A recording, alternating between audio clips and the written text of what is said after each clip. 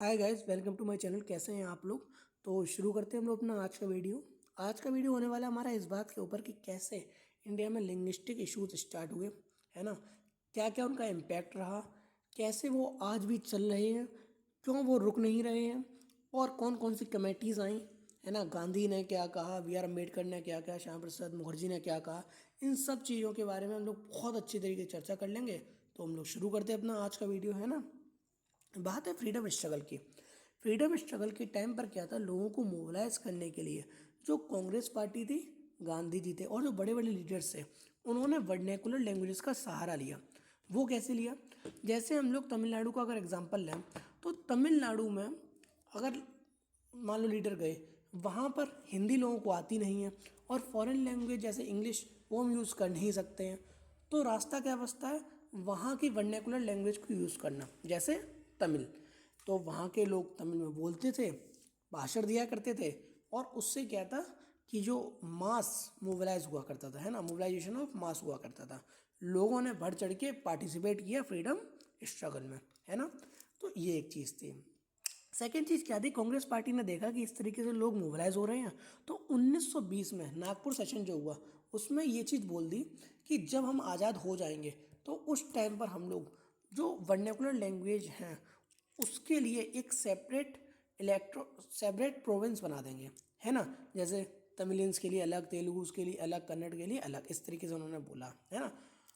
अभी इसका एक इम्पैक्ट क्या रहा आगे चल के, वो भी मैं आपको बताऊंगा। फिर हम लोग क्या देखते हैं कि जब हमारा देश आज़ाद हो गया तो फिर इसके ऊपर चर्चा हुई। तो कॉन्स्टिट्यूंट असेंबली में जब चर्चा होनी चालू हुई, तो बहुत से लीडर्स ने बहुत सी बातें बोली। जैसे बी आर अम्बेडकर ने बोला कि संस्कृत को हमारी ऑफिशियल लैंग्वेज बनानी चाहिए। उसी टाइम पे कृष्णमूर्ति राव बोलते हैं कि थोड़े दिन रुक जाओ भाई, अभी भी देश आज़ाद हुआ है। श्यामा प्रसाद मुखर्जी बोलते हैं कि हिंदी क्योंकि सबसे ज़्यादा बोली जाती है, तो इसका मतलब ये नहीं है कि हिंदी को ही हम ऑफिशियल लैंग्वेज बना दें। पीटी चक्कू कहते हैं कि हमारे पास अभी अदर प्रॉब्लम्स हैं, पॉवर्टी की प्रॉब्लम है, रिसोर्सेज उतने अच्छे नहीं हैं, इंडस्ट्रियल सेक्टर वहाँ नीचे जा रहा है, इनके ऊपर बात करो, है ना। ये सारी डिबेट्स हुई, है ना। बट एक ना एक किसी लैंग्वेज को तो बनाना ही है।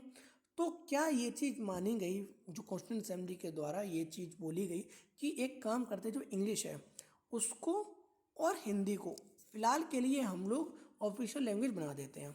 जैसे ही ये बात हुई, तो जो नॉन हिंदी स्पीकर्स हैं, नॉन हिंदी स्पीकिंग स्टेट्स हैं, उन्होंने इसके ऊपर प्रोटेस्ट किया। उन्होंने बोला कि अगर हिंदी को आप लोग बढ़ावा दे रहे हो, हिंदी को ऑफिशियल लैंग्वेज बना रहे हो, तो इससे जो नॉन हिंदी स्पीकिंग पॉपुलेशन है उसका तो भाई बहुत दिक्कत हो जाएगी। कैसे? उन्होंने तो हिंदी सीखी नहीं है, है ना, और ना ही वो हिंदी में इतने ज़्यादा कंफर्टेबल हैं, तो फिर नहीं हो सकता। दूसरा एक बहुत ही बेसलेस पॉइंट उठाया। उन्होंने कहा कि जो हिंदी की हिस्ट्री है बहुत ही शैलो है, और जो उसका लिटरेचर है वो बहुत ही बेकार है। अब आप देखो कि ये तो एक बहुत सब्जेक्टिव बात हो गई ना, कि ये बात बिल्कुल सही है कि चलिए मैं मान लेता हूँ कि तमिल लैंग्वेज पहले आई, हिंदी बाद में आई, बट इसका मतलब ये नहीं कि आप एक लिटरेचर को ही आप बेकार कह दो और अपनी लैंग्वेज को ज़्यादा ऊपर दिखाएं, ठीक है। तो ये एक चीज़ थी। तो इसके ऊपर बात हुई, और लोगों ने ये सोचा, जो कमेटीज़ बनी उन्होंने ये कहा कि एक काम करो भैया, अभी के लिए इंग्लिश को हम लोग एक ऐसी लैंग्वेज मान लेते हैं जो कि कोर्ट में यूज़ हो, एडमिनिस्ट्रेशन पर्पज़ के लिए यूज़ हो, या फिर इंटर स्टेट कन्वर्सेशन की यूज़ हो। और हिंदी को हम लोग फ़िलहाल के लिए हम लोग मान लेते हैं कि इसको एक ऑफिशियल लैंग्वेज बना देते हैं, ठीक है। तो 14 सितंबर 1949 को मैं यहाँ पर मेंशन कर देता हूँ, 14 सितंबर 1949 को, ठीक है ना, article 343 part 1 of Indian constitution के तौर पर हिंदी को ऑफिशियल लैंग्वेज बना दिया गया, ठीक है। अब फिर से सेम प्रॉब्लम। तो ये बोला गया कि देखो अभी तो रखेंगे, और हम लोग क्या करेंगे, जो नॉन हिंदी स्टेट्स हैं वहाँ पर जाके इसको इसको फैलाएंगे हिंदी को, ठीक है, लोगों को सिखाएंगे जाके। तो इसी के लिए बनाया जाता है एक सेंट्रल हिंदी डायरेक्टरेट, ठीक है। ये बनता है एक एक मार्च 1 मार्च 1960 में, ठीक है। क्या बनता है? सेंट्रल हिंदी डायरेक्टरेट, ठीक है ना, ये बनता है। ये बनाया गया था हिंदी को प्रमोट करने के लिए, जो नॉन हिंदी स्टेट्स हैं वहाँ पर, ठीक है ना। अब होता क्या है, इन लोगों के द्वारा एक चीज़ होती है जो बहुत गलत हो जाती है। ये लोग क्या करते हैं, ये लोग हिंदी की बजाय संस्कृत को पढ़ाना चालू कर देते हैं, ठीक है ना, ये सोच के कि हम लोग संस्कृत से संस्कृत एक बहुत ही ज़्यादा प्योर फॉर्म है, तो संस्कृत से हिंदी की तरफ आएंगे। बट ये अप्रोच बहुत बेकार हो जाती है। क्यों? क्योंकि संस्कृत इज़ वेरी प्योर, है ना। संस्कृत को सीखना बहुत टफ है, समझ रहे हैं ना आप। जबकि जो देवनागरी लिपि है या फिर जो हिंदी है उसको सीखना आसान है। तो देवनागरी से संस्कृत जाना इजी है, लेकिन संस्कृत से देवनागरी सीखना इट्स वेरी टफ, क्योंकि संस्कृत बहुत ज़्यादा टफ हो जाती है। आप समझ में, बहुत ही प्योरेस्ट फॉर्म ऑफ हिंदी है। बट इन्होंने यही गलती करी, इन्होंने संस्कृत को ज़्यादा, अब क्या हुआ, जब इन्होंने संस्कृत को ज़्यादा बढ़ावा दिया तो और ज़्यादा दिक्कत होने लगी। अब ना उनको समझ में ही आ रही है, और एक अंदर इन्फीरियरिटी बैठ गई कि भैया ये तो इतनी डिफिकल्ट है, हम सीख भी नहीं पा रहे, अब आगे जॉब्स में भी दिक्कत आएगी। तो ये एक चीज़ रही।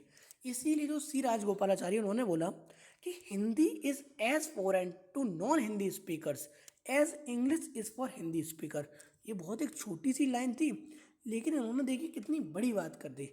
इन्होंने बोला कि जो हिंदी उतनी ही उतनी ही हिंदी उतनी ही मुश्किल है नॉन हिंदी स्पीकर्स के लिए जितनी इंग्लिश मुश्किल है हिंदी बोलने वालों के लिए। समझ में आई आपको बात, कि जो हिंदी है वो उतनी ही मुश्किल है हिंदी ना बोलने वालों के लिए जितनी कि इंग्लिश मुश्किल है हिंदी बोलने वालों के लिए। ये बात बोली सी राजगोपालाचारी ने। सी राजगोपालाचारी उस टाइम पर हेड ऑफ हिंदी प्रचारणीय सभा थे। हिंदी प्रचारणीय सभा कौन सी थी? जो कि बनाई गई थी हिंदी को प्रमोट करने के लिए। ठीक है ना। आई होप आपको ये सारी चीज़ें समझ में आई हों। अब यहाँ पर हम लोग, इतनी बातें आपको समझ में आ गई होंगी, ठीक है ना। तो होता क्या, अच्छा, at the same time constitution of India में वो जो 8th शेड्यूल डाला गया था, जिसमें बहुत सारी लैंग्वेज जिनको ऑफिशियल लैंग्वेज का दर्जा भी दिया गया। ठीक है ना। ये स्लाइड मैंने नीचे लगा रखी है, तो वो आप देख लीजिएगा। ठीक है ना। तो अब हम लोग थोड़े से आगे बढ़ते हैं और ये समझते हैं कि हिंदी को इतना बढ़ावा क्यों दिया जा रहा था, और जो कांग्रेस है वो वर्नेकुलर लैंग्वेज और इंग्लिश के बीच में क्यों इतनी बड़ी डिबेट उन्होंने चालू करी। उसका एक रीज़न था। आप देखिए, हिंदी को बहुत बड़ी पॉपुलेशन बोला करती, लगभग 40% लैंग्वेज 40% जो पॉपुलेशन थी वो हिंदी बोला किया करती थी। ठीक है ना। तो हिंदी को देखा गया एक यूनिटी की भाषा से।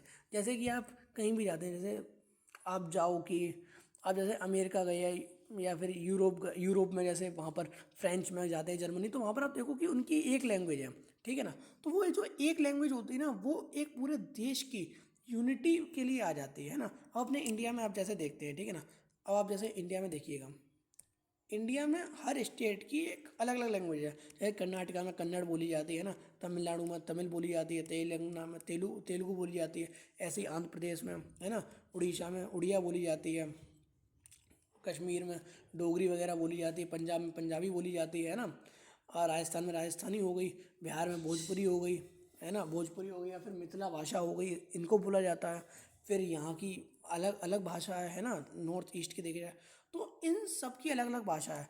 तो आप अगर हर एक स्टेट को इस तरीके से बनाने लगे भाषा के तौर पर, वो नहीं बन पाएगा। तो एक नेशनल यूनिटी के लिए एक ऑफिशियल लैंग्वेज होना बहुत ज़रूरी था। अब क्योंकि हिंदी ज़्यादा बोली जाती, तो हिंदी को सोचा गया बनाने का, लेकिन उसको रोका गया। सेम टाइम पे जो इंग्लिश वर्सेस वर्नाकुलर लैंग्वेज का मैं इसलिए बात करने वाला हूँ, जो कांग्रेस इस डिबेट को उठाए हुए थे, उन्होंने बोला कि इंग्लिश का क्या सीन है, इंग्लिश से ही तो, इंग्लिश इम्पोजिशन की ही वजह से तो हम लोग लड़ रहे हैं कि हमारी लैंग्वेज को आगे बढ़ाया जाए, फिर हम इंग्लिश को कैसे बना सकते हैं। ठीक है ना। जबकि नॉन हिंदी स्पीकिंग पॉपुलेशन कह रही थी कि अरे हमको तो हिंदी आती नहीं, और थोड़ी बहुत जो समझ में आती है वो इंग्लिश ही आती है ड्यू टू ब्रिटिशर्स इन्फ्लुएंस, है ना। तो एक ये भी बहुत बड़ा डिबेट रहा। फिर होता क्या है, अगर आपको लग रहा हो ना कि ये जो इशू है लैंग्वेज का वो बहुत नॉर्मल सा है, तो मैं आपको एक बहुत छोटा सा एग्जांपल दे देता हूँ, तो फिर आपको थोड़ा समझ में आएगा कि ये क्यों नॉर्मल नहीं है। आप देखिए कि सिर्फ एक इशू के चक्कर में स्टेट्स के टुकड़े हो जाते हैं। ये मैं क्यों कह रहा हूँ, जैसे let's take an example of the case of Tamil Nadu. ठीक है ना। तमिलनाडु में दो पॉपुलेशन, बहुत सारे जो लोग थे वो तेलुगु बोला करते थे और तमिल भी बोला करते थे। ठीक है ना। अब तेलुगु वाले जो थे वो चाहते थे अपना एक अदर स्टेट बनाना। ठीक है। और दोनों ही ये जो पॉपुलेशन है वो जो मद्रास सिटी है, ठीक है ना, उसके ऊपर क्लेम किया करते थे। ठीक है ना। तो तेलुगु पॉपुलेशन थी, उन्होंने बहुत ज़्यादा एक साथ मोबिलाइज होकर इसके ऊपर प्रोटेस्ट किया। तो जो एस्केदर, मैं आपको बताऊंगा एस्केदर कमीशन क्या है, बट अभी एक सिर्फ एक एग्जांपल ले रहे हैं इसका, तो सिर्फ उतने बेसिस पे हम लोग ले रहे हैं, ठीक है ना। इसमें क्या होता है कि जो एक बहुत बड़े एक्टिविस्ट थे, पॉलिटिशियन एक्टिविस्ट, जिनका नाम था पोटी श्रीराम मालू, ठीक है। इन्होंने फेस्ट रखा, फेस्ट मतलब सॉरी फेस्ट कह रहा हूँ, उन्होंने फास्ट रखा, ठीक है। मतलब उन्होंने व्रत रखा, व्रत भूखे रहे वो, ठीक है ना, जब तक वो मर नहीं गए, ठीक है ना। ये किस लिए रखा था, क्योंकि उन्हें एक सेपरेट स्टेट चाहिए था on the basis of language, that is Telugu, ठीक है ना। और जब वो ख़त्म हो गए, जब वो शहीद हो गए, उस टाइम पर जो इंडियन गवर्नमेंट थी उनकी आंखें खुली और उन्होंने एक नया स्टेट बनाया, आंध्र प्रदेश, जो कि बना 1 नवंबर 1956 को। 1 नवंबर 1956 को ये नया स्टेट बना आंध्र प्रदेश, और इसी के साथ साथ ये पहला स्टेट ही बन जाता है जो कि लैंग्वेज के बेसिस पे बना हो जाके। ये मैंने आपको बात क्यों बताई, आप देखिए कि जिस तरीके से आंध्र प्रदेश अलग होके बना तमिलनाडु से, उस तरीके से जो अलग अलग जो स्टेट्स हैं वो भी तो चाहेंगे अलग होना। जैसे अभी आजकल देखें तो लोग ग्रेटर नागालैंड की मांग करते हैं, जो नागालैंड के लोग हैं वो ग्रेटर नागालैंड की बात करते हैं। अब देखो वो जैसे कुछ इलाका सिक्किम की साइड फैला हुआ है, ठीक है ना, कुछ इधर उधर है, नागासपुरम इधर उधर है, तो ग्रेटर नागालैंड कैसे बन सकता है, वो तो फिर इकोनॉमिकली, एडमिनिस्ट्रेटिवली और फाइनेंशियली हो गया, वो तो आ ही नहीं रहा, और सिक्योरिटी, अदर स्टेट की सिक्योरिटी के ऊपर और बात आ रही है ना, तो ये कभी मुश्किल हो जाता है बनाना, ठीक है ना। तो ये सारी चीज़ें आ रही। अब हम लोग बात कर लेते हैं कि कौन कौन सी कमेटीज़ आई, कमेटीज आई इसको सुधारने के लिए।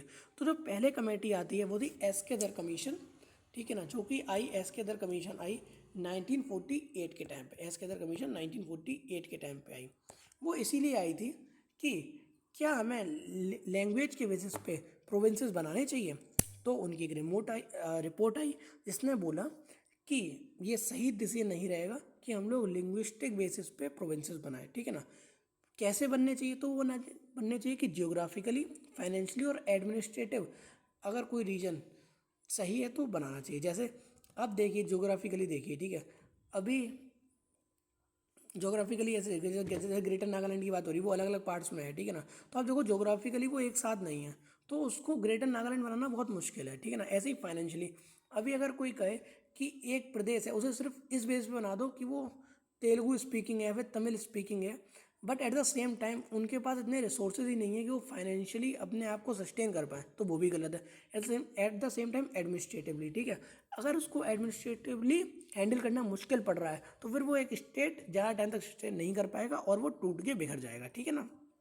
ये चीज़ हो गई। इसके अंदर कमीशन आई, अब उन्होंने मना कर दिया, और जो आंध्र प्रदेश थे वो अलग होना चाहता था तमिलनाडु से, जो कि अभी मैंने आपको बात कही थी पोटी श्रीरामुलु वाले केस पे, ठीक है। अब इन्होंने, जब इनकी डेथ हो गई है ना, तो उस टाइम पर बहुत ज़्यादा प्रोटेस्ट बढ़े, और 19 मैंने क्या बताया आपको 1956 पे उनको अलग कर दिया गया है ना। ये केस बन गया जाके, ठीक है, एक यूनिक केस बन गया, एक रेयर केस बन गया, जब लिंग्विस्टिक बेस पे बनाया बनाया गया हो कोई स्टेट। बट होता क्या है कि जब एक स्टेट ऐसा करना रहता है तो अलग स्टेट ही मांग करते हैं ना। फिर आती है जेबीपी कमेटी, ठीक है, उन्होंने अगेन यही बात बोली कि लिंग्विस्टिक बेस पे प्रोविंसेस मत बनाओ। इससे क्या होता है कि लोगों के बीच में सेपरेटिस्ट की भावना बनती है, ठीक है ना। और अगर बनाना है तो एक ऐसे स्टेट बनाओ जिसमें सिक्योरिटी पैरामाउंट हो, है ना, यूनिटी स्ट्रेंथ हो उस स्टेट की, ठीक है ना। और सेम वही चीज़ कि जोग्राफिकली, फाइनेंशियल और एडमिनिस्ट्रेटिव वो अपने आप को हैंडल कर पाए तो बनाए। अब क्या होता है भैया, इसकी भी सब लोग वो करते हैं कि नहीं नहीं भैया ये नहीं होना चाहिए, वो नहीं होना चाहिए, है ना। तो फिर से एक कमेटी आती है, जो कमेटी आती है फैज़ल अली कमेटी आती है, ठीक है, कब आती है 1953 के टाइम पर आती है फैज़ल अली कमेटी, ठीक है ना। वो बोलती है कि ठीक है लिंग्विस्टिक बेस पे हम बना सकते हैं, बट अगर वहाँ पर जो पॉपुलेशन है वो एक साथ है, ठीक है ना। आप बिखरी हुई पॉपुलेशन को तो नहीं बना सकते कि एक हिस्सा भैया यूपी में आ गया, एक आ गया पंजाब में, एक आ गया हरियाणा में, ऐसे तो नहीं बनेगा ना। तो एक साथ होना चाहिए, और फिर सेम वही चीज़ रिपीट कि सिक्योरिटी होनी चाहिए, यूनिटी होनी चाहिए, और उस सिक्योरिटी और यूनिटी स्ट्रेंथन होनी चाहिए उस स्टेट की, और इसी के साथ साथ होमोजेनिटी होनी चाहिए, ठीक है। जैसे आंध्रा के केस में थी, वहाँ पर ज़्यादातर लोग तेलुगु स्पीकिंग थे, तो वहाँ पर एक होमोजेनिटी थी, ठीक है ना। ये चीज़ हो गई। फिर वेलफेयर सबका भी होना चाहिए उसमें। आप देखो कोई भी एक रीज़न है, ठीक है ना, कोई भी एक रीज़न है, वहाँ पर 100% तो कोई पॉपुलेशन नहीं होगी ना एक जैसी। अगर आप तमिलनाडु की बात कर रहे थे तो तेलुगु और वो वाले थे।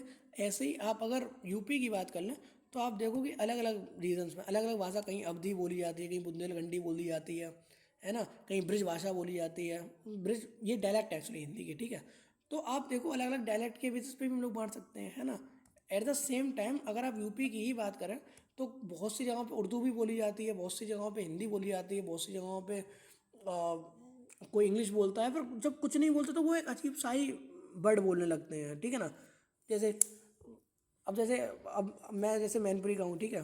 तो हमारे यहीं पे बहुत अजीब अजीब से वर्ड आ जाते हैं, जैसे बोराए कह रहे हो। तो मतलब बोराए कह रहे हो इसका मतलब होता है कि आ, क्या मतलब होता है, अब तो मैं क्या बताऊँ उसका क्या मतलब होता है।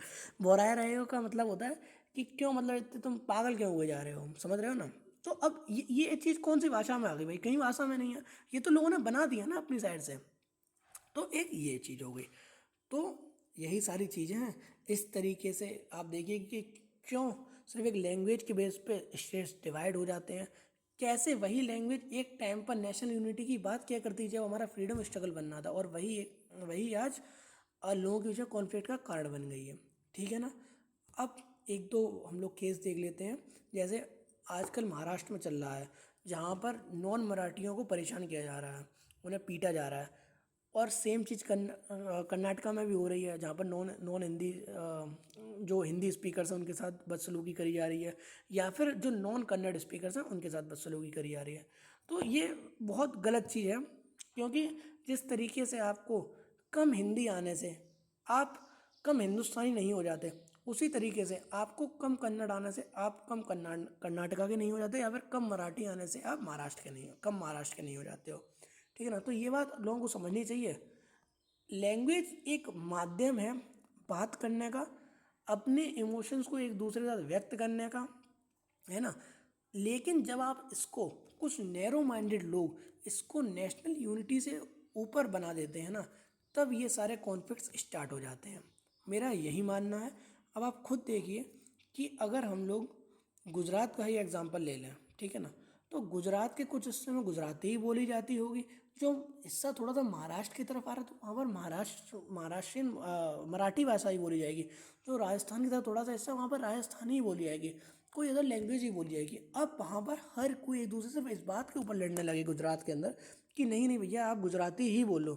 तो कैसे चलेगा ऐसे? तो पूरे हिंदुस्तान के अंदर इतने सारे स्टेट्स हैं, इतनी सारी भाषाएं हैं, लगभग 120 से ऊपर भाषाएं हैं। अगर ऐसे लड़ाई होती रही तो हर एक इंसान एक दूसरे को मारपीट देगा भाई, ख़त्म कर देगा, इंडिया डिवाइड हो जाएगा।